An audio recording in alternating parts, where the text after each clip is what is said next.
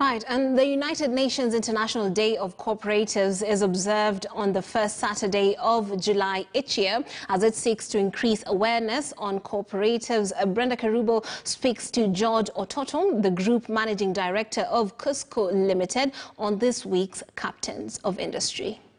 George Ototo is the Group Managing Director of KUSCO Limited. He has experience in business strategy, accounting, auditing, taxation and entrepreneurship. Ototo has worked in various organizations as an accountant, finance manager and managing director before his current position as Group Managing Director. Kenya Union of Savings and Credit Cooperatives Limited, KUSCO, was established in 1973 as an umbrella organization for all SACCOs in Kenya.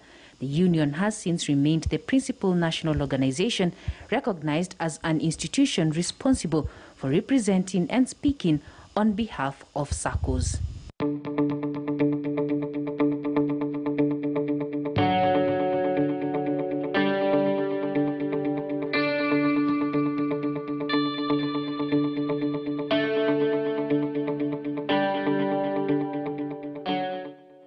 How exactly have SACCOs managed to survive COVID-19?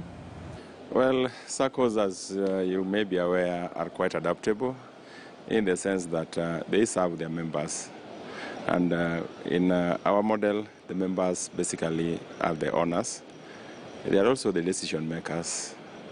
They are also the customers. And for that matter, even during hard times, they continue to patronize the products.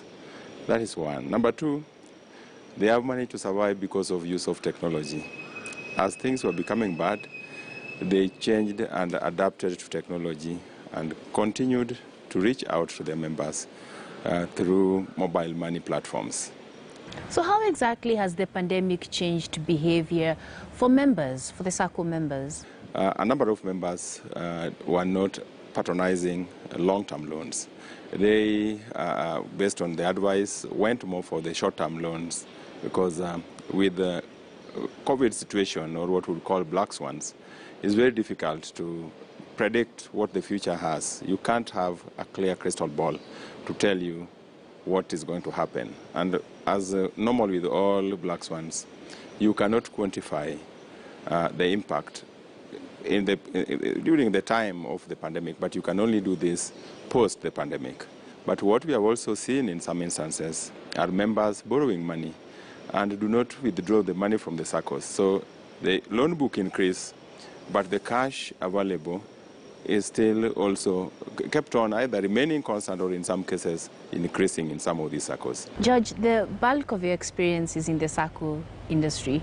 What's the most difficult part about your job? Of course, the latest entrant into the whole mix, which is now threatening the whole industry, are basically twofold. One is the issue of the cryptocurrencies, or the blockchain component part of it is okay, but the cryptocurrency component of it is becoming a challenge. And even 5 years from today, it will be a big challenge. When you're talking about cryptocurrencies, in the SACCO context, what exactly do you mean? How exactly is it affecting SACCOs? You see, we are a savings and a credit institutions. You can only save money. When it comes to virtual money, it becomes difficult because now anybody may be able to access this at any one click of the button. That will be a challenge because it will affect the savings component and also the lending component. Yes. And then when you talk about the blockchains in terms of distributed ledger, you have the challenge of information available to everybody, meaning that you can borrow or lend money from any part wherever you are. Now that has the element of increasing competition. We may have borderless or unbounded limits for anything called the SACCO business. We may end up having only one SACCO in the whole country. I mean, it may not run in the next 5 years, but in the long term, 10 to so years, we have always to take that into account. So what does the 2021 leader need to have in terms of qualities? Adaptability. Adaptability, adaptability. I want to give you the COVID scenario. When we started hearing about COVID and we were getting a lot of advice from the government, the question that came into our mind is, how do we ensure that our staff survive? And how do we ensure that none of them is called by the maker as a result of this? So we did a lot of sensitization. We created a COVID response committee within the organization, which had a chairman, which were having meetings every week. But whenever there was an incidence of somebody infected, they would always have a meeting to review what do we need to do. Also, we knew it would go down. So the next issue was, how do we adapt it to the new environment? Then we started using Zoom, the virtual training. So we didn't stop trainings per se, even though the revenues were hit. So it's a matter of adaptation. And then understanding that you work with human beings. When such drastic changes come, talk to them. Be available. George Ototo, thank you so much for your time, and it was a pleasure having you on Captains of Industry. Thank you, Brenda.